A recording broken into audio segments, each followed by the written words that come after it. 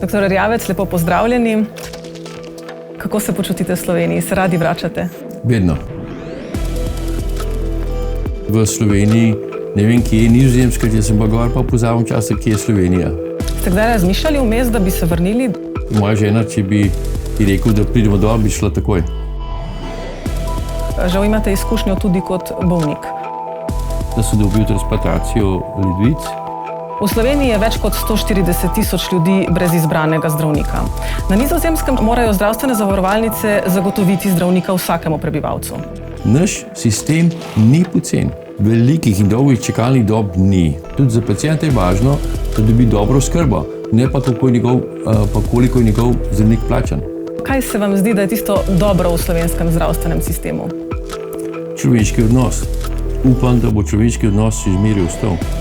Dr. Zoran Erjavec je priznani zdravnik, internist, hemato-onkolog, ki že 4 desetletja živi in dela na Nizozemskem.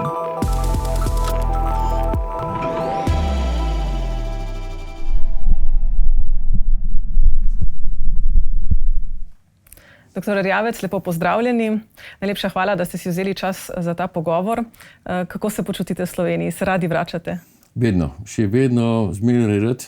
Čeprav moram priznati, da če sem enkrat v Sloveniji, ne vem, kje je Nizozemska, če sem pa gor, pa pozavam časa, kje je Slovenija. Kaj pa vas je takrat pred 50 leti, v bistvu že je bilo, odpeljalo na Nizozemsko? Takrat je bila pravzaprav možnost študiranja v tujini in me nekako privleklo, zakaj pa ne bi tako probal. In v začetku prvih letih je bilo zelo malce, prvem letu, bi rekel, bilo malo bolj težji jezik, druga kultura, drugače zdaj, ampak si pa enkrat v novem okolju in ti prija, se nekako vse skupaj kar samo po sebi naprej gre. In tako je bilo tudi pri meni. Se pravi, vi ste medicino že tam študirali, a ne? Jaz sem začel študirati medicino tam, sem tam delal tudi specializacijo, pa tudi subspecializacijo in so mojo profesionalno kariero sem pravzaprav tudi zdaj trenutno ne popolnoma, pa skoraj tudi končal v Nizozemski. Ste kdaj razmišljali vmes, da bi se vrnili delati v Slovenijo? Ja, dvakrat. Takrat, ko sem končal študij, da bi prišel nazaj in bi šel spet nekje poiskati službo. To je bilo malce takrat bolj mogoče zaradi domotožja, mogoče zaradi možnosti.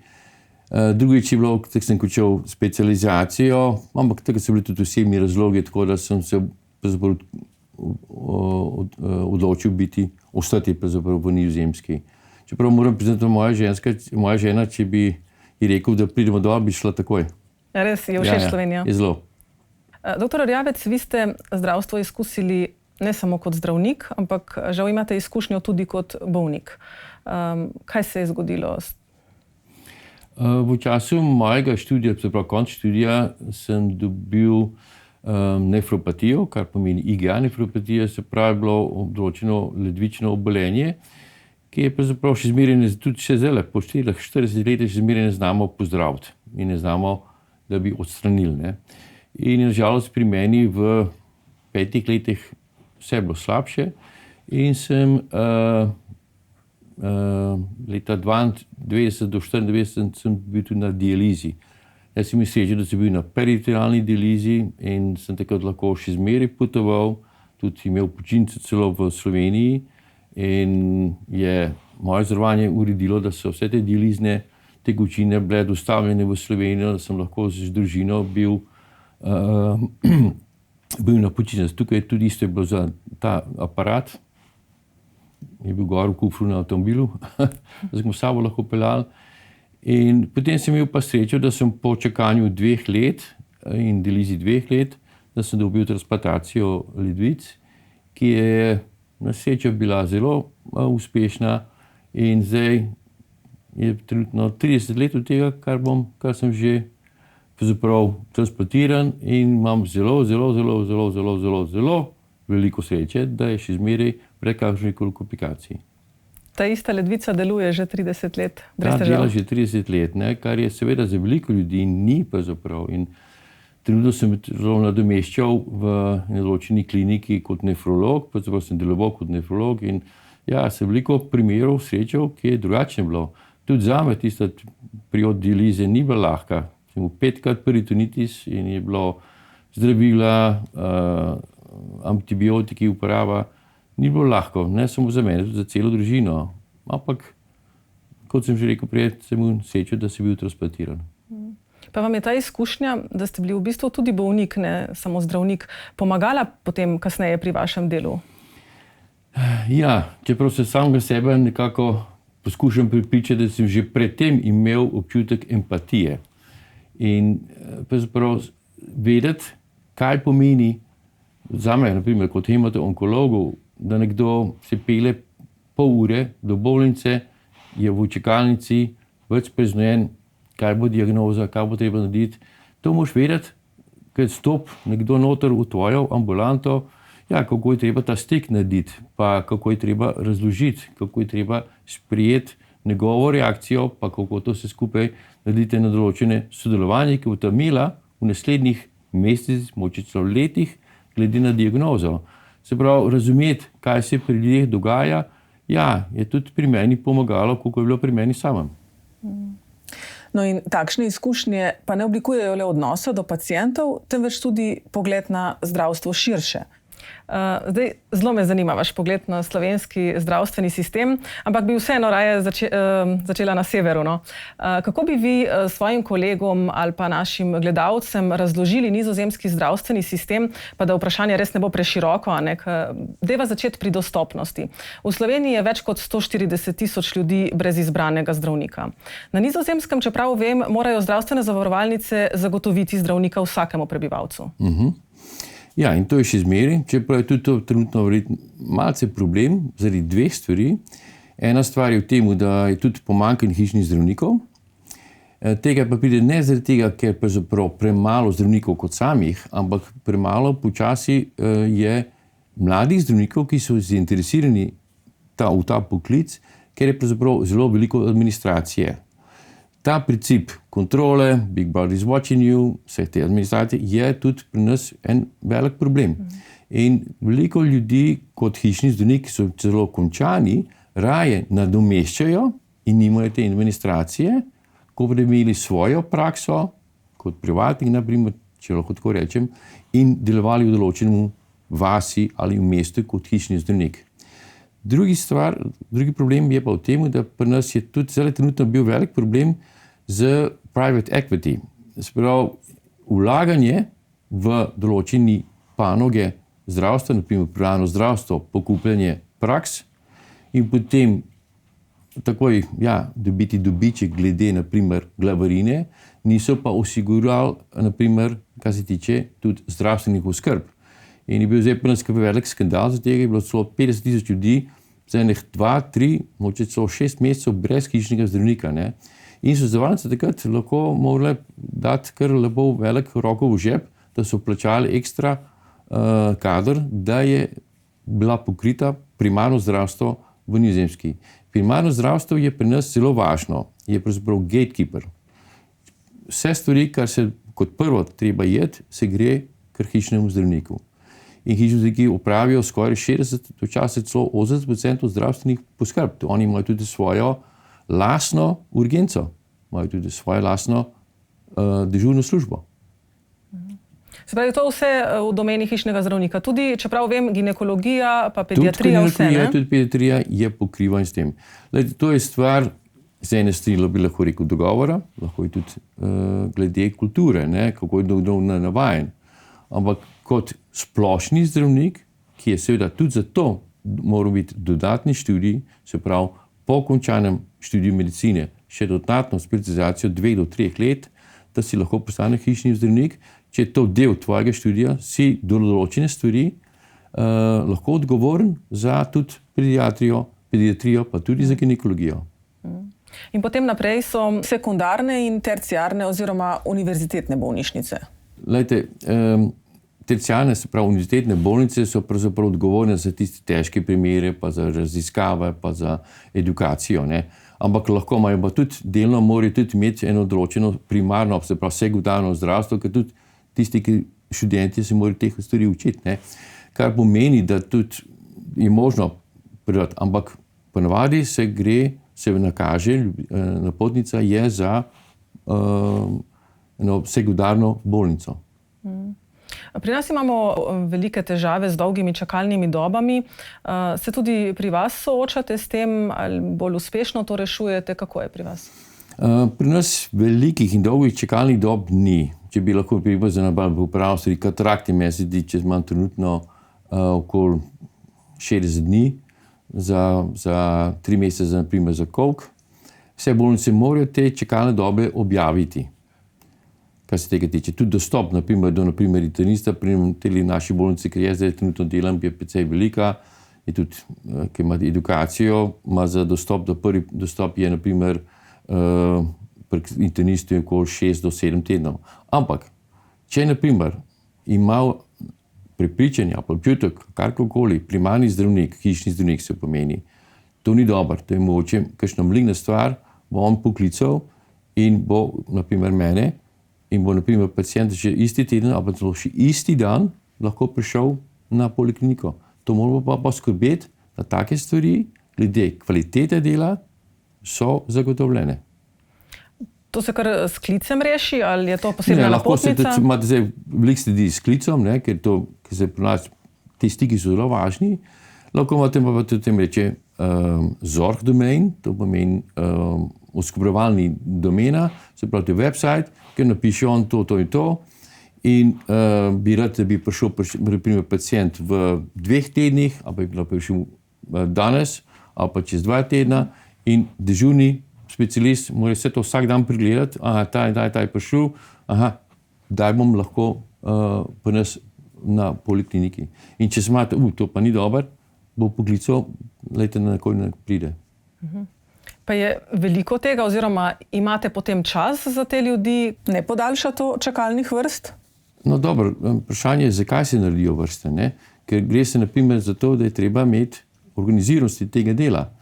Jaz delam, ker sem do zdaj delal zadnjih 10 let v veliki bolnici, ki oskrbuje 270,000 ljudi, nas je 28 internistov in 6 gastroenterologov in vse take stvari je organizacija, če si dežuren, nimaš poliklinike in imaš vse, kar pride noter, glede faksov, glede take stvari, pro websajtu, moraš takoj pokriti in odločiti, kako in kaj.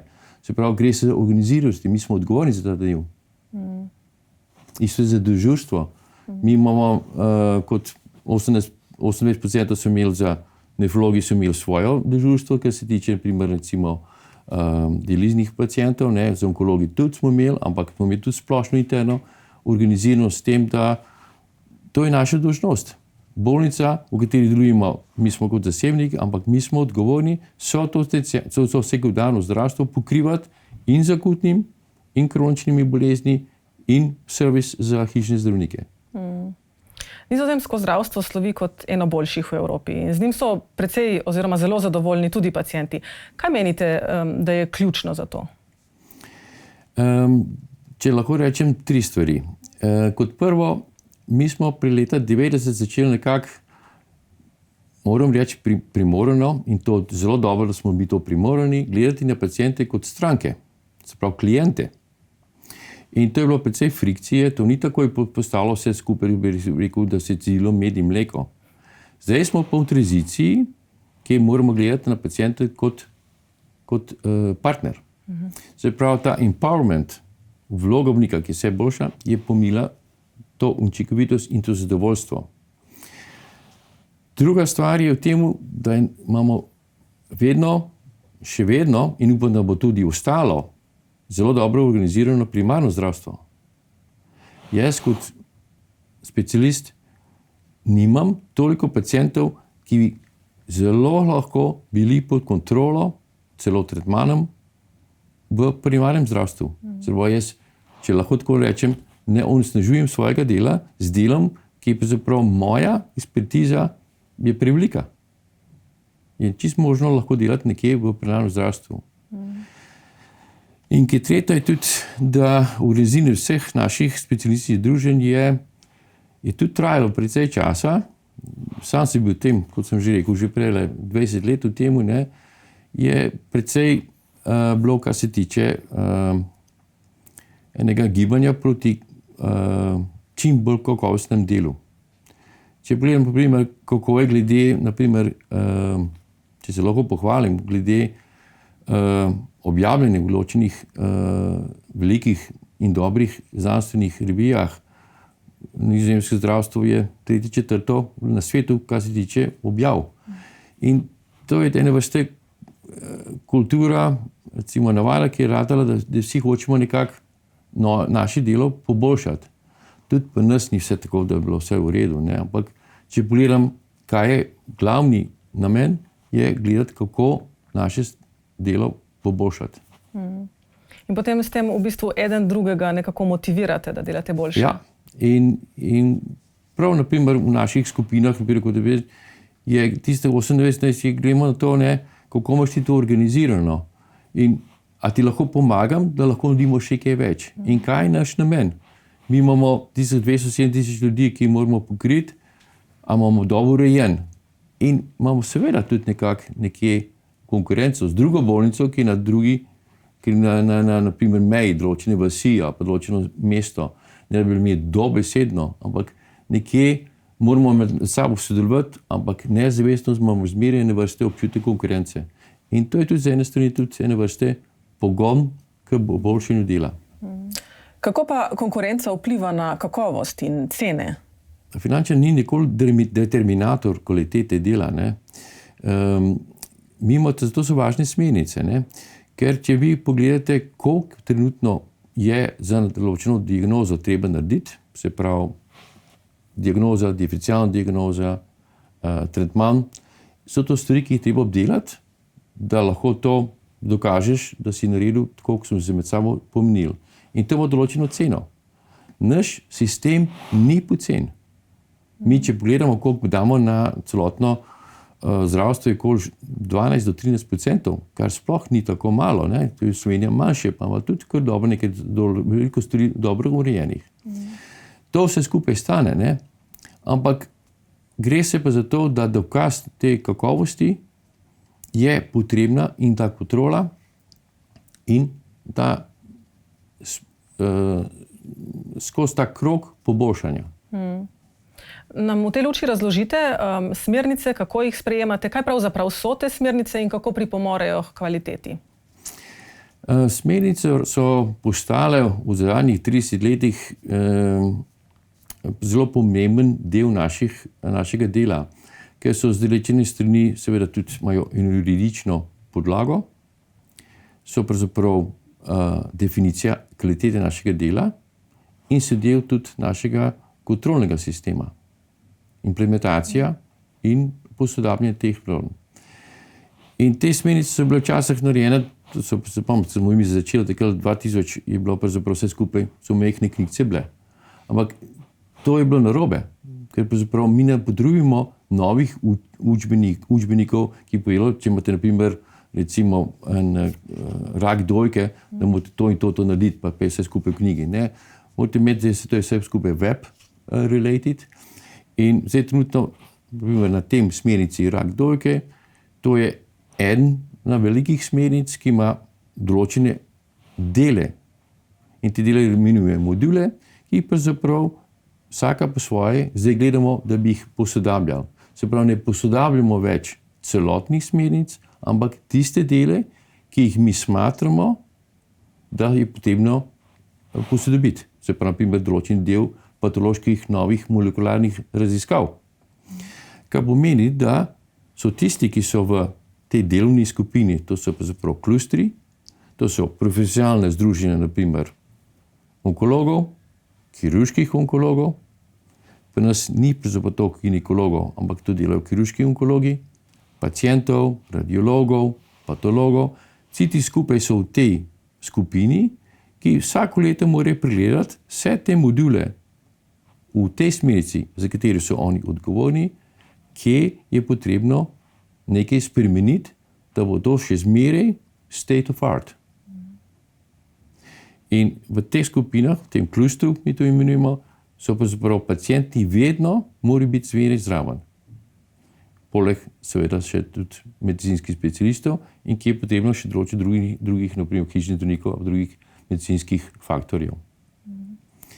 In ta način posodabljena vsako leto, kaj je treba potrebno, to zdaj poskušamo implementirati, tako da prav nimamo več smernic, ki so vsake toliko časa nove, ampak imamo živeče, living guidelines.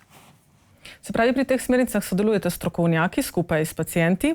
Kaj pa denimo Ministrstvo za zdravje, potem zavarovalnice, farmacija, so zdraven ali ne? Kot zadnje, ko ste rekli, farmacija po svoje ne, nikoli, ker to je komercialna stranka, to je komercialni interesi.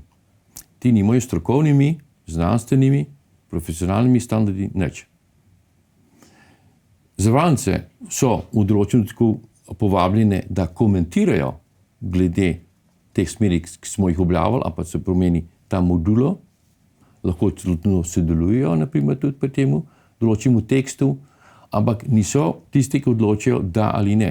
Tudi ministrstvo je pravzaprav samo v določenem trenutku, poleg tega, če treba kakorkoli glede organizacijskih stvari, ki imajo velike posledice, naprimer, če bi rekel, vsak rak dojke mora biti, naprimer, Tesla 2 pregledan.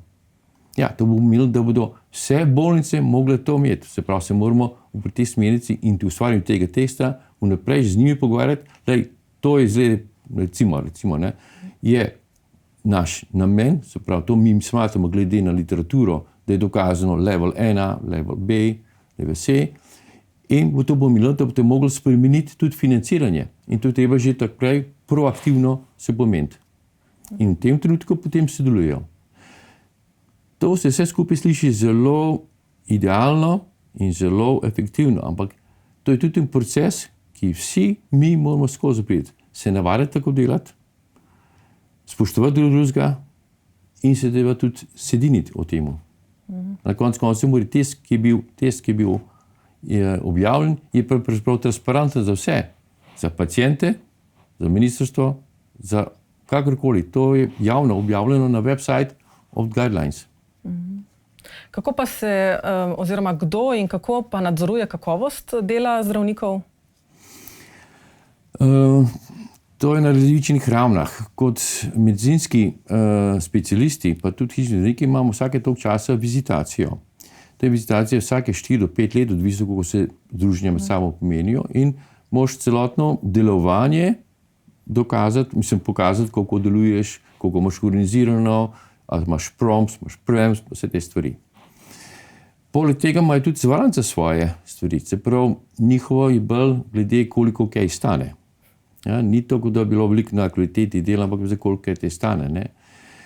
Kot minister samo pa inspekcija dela, ne. To je tretja raven, ampak to pride, če pride do problema, pritožb, potem si vključi inšpekcija, da je kaj narobe. In ta ni, da bi ona bila kot en policaj, zdaj bomo pa to zaprli, ne. Kot prvo ugotovi, kaj je narobe in dan na svete in ti takoj po 6 mesecih pride spet gledati. Prav nisi tako frej, da bi lahko rekel, da se lahko to zdam na dane svete na stran. Kako pa ste zdravniki organizirani? Če imam prav podatek, približno 80% družinskih oziroma hišnih zdravnikov, kot jim vi pravite, deluje v svobodnem poklicu, več kot polovica tudi na sekundarnem nivoju. Kaj pravzaprav to pomeni? Mogoče vam lahko v tem smislu, pa nas ni važno, kako si plačam, ampak kako delaš. Jaz v bolnici slučajno vem, da je pediater v službi, kot uslužbenec v bolnici, ampak tega mogoče ne bi vedel, če ga ne bi vprašal. Ker, kot klinični zdravniki imajo veliko njih je, kot privatnik, imajo svojo prakso. Imajo zelo dobro organizirano in ministrstvo, zavarovalnice, tudi mi, nas ne zanima, kako so oni plačeni, ampak kako delajo. To je bistveno, tudi za pacienta je važno, da dobi dobro oskrbo, ne pa koliko je njegov zdravnik plačan. Ker tarife so povsod iste. Zavarovalnica ne bo nekomu več plačala, ker bo naprimer kaj več naredil. To so tarife in to moraš delati. So pa seveda te tarife pomen, se pravi, diskusija med ministrstvom, zavarovalnicam pa združenjem hišnih zdravnikov. Tudi pri nas, glede sekundarnega zdravstva, je to pomen federacije vseh nas specialistov, ministrstva in zavarovalnic. Vsakih 4 do 6 let imamo ti tako imenovani integralni zdravstveni akord, ki nekje pavšalno pove, spravo nakvirno pove, koliko denarja, koliko 200-300 milijonov bi šlo naprimer za bolnice, pa kaj pričakujemo od njih, pa kaj tega. Se pravi, te dogovori ni da bi bili nekje sveti, ampak če se med sabo hočemo imeti isti cilj, dostopno in dobro in kvalitetno zdravstvo, je to the way to do it. Jaz imam kot zasebni zdravnik, se pravi v praksi, mi imamo kontrakt z bolnico, mi dobimo kot internisti toliko denarja in v tem denarju je pokrit vsa moja poliklinika, vsi moji deleži glede dežurstva, bolnico ne zanima, koliko sem jaz dežural, pa koliko sem poklican. Ampak no, zanima samo to, koliko ste dobili denarja in v tem denarju, ko ste bili zadovoljni s tem, smo tudi mi zadovoljni, morate pokriti in dežurstvo, in polikliniko, in so onkološko, pa so nefrološko, vse morate pokriti noter. Kako pa mi to deklariramo pa s tem, da skupaj z bolnico deklariramo diagnostično-terapevtsko kombinacijo, ki je vsaka po svoje ima določeno vsoto denarja. In te vsote denarja so ti naši stroški, moji stroški, se pravi moji honorari, pa še honorari od bolnice, se pravi tisto, kar se tiče amortizacije, vsega tega ne. Je pa seveda pri tem tudi incentiv, če naredimo več teh, bo seveda tudi več denarja in za mene in za bolnico. Zdaj pa tega več, če imate en ribnik, pa je 270,000 rib noter, jih ne moreš dobiti več. Lahko jih, ampak ni tako zelo lahko. V Sloveniji se zdaj veliko govori o ločitvi javnega in zasebnega zdravstva. Pri vas imate izraz splošno zdravstvo, ne, nimate te delitve. Ne, to sem že takrat prej rekel, pravzaprav te delitve, kot sem že prej rekel, pravzaprav ni važno, kako si plačan, ampak kako delaš. Kako pa vi gledate na to prepoved vlade, ki se zdaj pripravlja v obliki novele zakona, da zdravniki v javnem zdravstvu, pravzaprav v državnem zdravstvu, ne bi smeli več delati samoplačniških storitev oziroma pri samoplačnikih? Kot prvo se mi zdi, moja reakcija je pravzaprav temu, zakaj je prišlo do tega. Kaj je pravzaprav vzrok, da vlada, se pravi ministrstvo kot samo, se odloči, da bi to prepovedalo, ne? Ker se pravi, da nekje je problem in kako reči ta problem. Da bi to bilo kakšna prepoved, je pravzaprav vedno v tem dve strani. Ne? Z ene strani se ne smete pozabiti, da če kakrškoli prepoved se bo zmeri nekaj drugega delal, je pa tudi, si lahko predstavljamo za določene ljudi, naprimer, sploh pa za kakšne strokovnjake, tudi na vrste občutek, da ne morajo delati tako, kot si hotel imeti delati, ne? Kar je zelo problem, ker lahko stane do brain drain, se pravi, da veliko ljudi ne gre nekem drugam, a pa noče več delati. Kar je seveda škoda, ne? Ker ministrstvo bi želelo imeti dostopno in učinkovito zdravstvo, zdravniki tudi želijo imeti, dela dobro. Jaz še nisem srečal zdravnika, bi rekel, me sploh ne briga, kako delam. Vsi hoče dobro delati. Sprav, kje se lahko dobite skupaj. To je stvar. Kakšni so pa recimo delovni pogoji pri vas in plače zdravnikov? V nekem članku sem prebrala, da je večina zdravnikov ni v bistvu zaposlena za 100% in da sploh mladi, se to trend povsod, si želijo več prostega časa. Ja. Takrat sem jaz začel delati, je pravzaprav bilo moje delo, naprimer sem bil takrat začetek v manjši bolnici, nas je bilo 6 kot internistov, smo pokrivali okoli 100,000 ljudi in smo imeli dežurstvo 1/6, vikend tudi na 1/6, tako zdaj noben mlad zdravnik noče več delati. Vsi ponovadi delajo 4 dni na teden, imajo en dan fraj. Seveda to pomeni, da si tudi glede zaslužka manjši, ampak je to še zmeraj dosti, da se da uživati, ker za mlajši ljudi je pravzaprav ne samo biti uspešen v svoji profesionalni karieri, ampak uspešen v družbi, pa tudi v družini, bolj važno, kot je takrat bilo za nas pravzaprav. Kakšne pa so plače, recimo zdravnikov, poznate to razmerje, če bi primerjali s Slovenijo, lahko primerjate? Splošni zdravnik začne nekje približno z bruto plačo, meni se zdi med 4 do 5 tisoč evrov na mesec. To je za začetnika? To je za začetnika, ja. Se pravi, kar več kot pri nas, no? Kar še enkrat toliko najbrž, ne? Ja, ampak veste, to je številka. Ti ne smete pozabiti, da to pomeni, da on, recimo zasluži nekje okoli 60 tisoč na leto, kar pomeni, da od tega plača 39% že davka takoj. Plača, če ima družino, če sta dva, že takoj 250 evrov samo za zavarovanje. Za najemnino najmanj 1500 na mesec. Pa je zanimanje recimo slovenskih zdravnikov, vas to kdaj pokličejo, pa vprašajo, da bi prišli delati k vam, se to dogaja? Ja, se dogaja, ne zelo veliko, ampak velika večina, ko sliši kako in kaj, se pravzaprav še zmeraj odloči ostati v Sloveniji. Zdaj, financiranja sva se nekoliko že dotaknila vmes v pogovoru, ampak morda, če čisto tako razložite plastično, kateri so viri financiranja in kako potem denar pride do izvajalcev? Velika večina, se pravi 60%, je seveda od premij. Potem je še te premije od delodajalcev, pa od države seveda, ne. Nekaj malce glede ostalih doprineskov, glede naprimer družb, ali pa tvrdk, ali pa karkoli tega. To je pravzaprav potem se to gre na določeni ustanovo, nekaj neodvisna Zorh institut, se temu reče, Institut za zdravstvo, ki vse to skupaj pregleda in ima, kar se tiče razdelitve, določeni algoritem, to gre v te bolnice, to gre temu in to se tem da zavarovalnicam, ki so pravzaprav pri nas režiser celega zdravstva. Se pravi, to gre v tej regiji za hišne zdravnike, to gre pa te in te bolnici.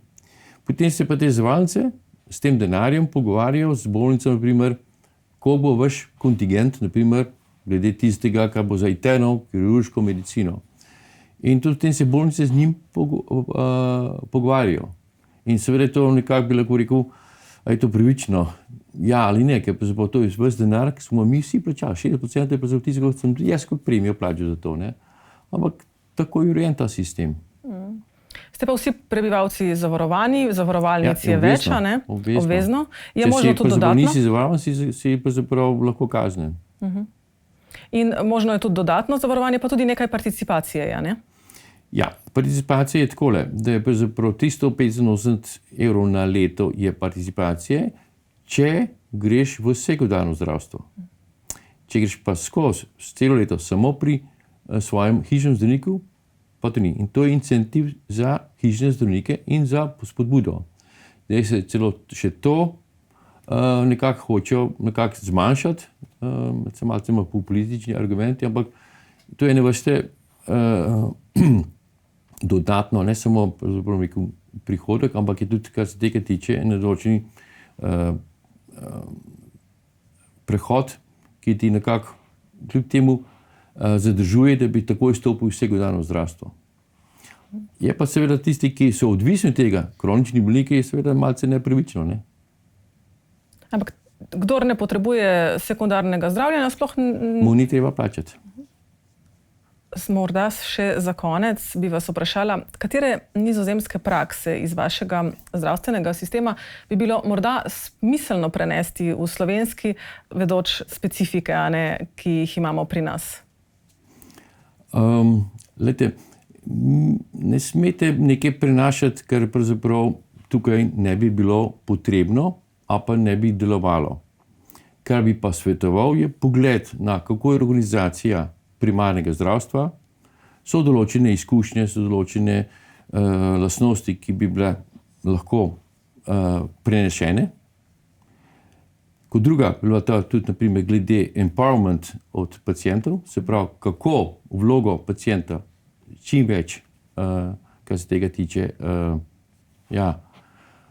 posodobiti, pa tudi uveljaviti. Kot tretja pa, glede smernic, mi delamo že 40 let na smernicah in še zmeraj nismo zadovoljni.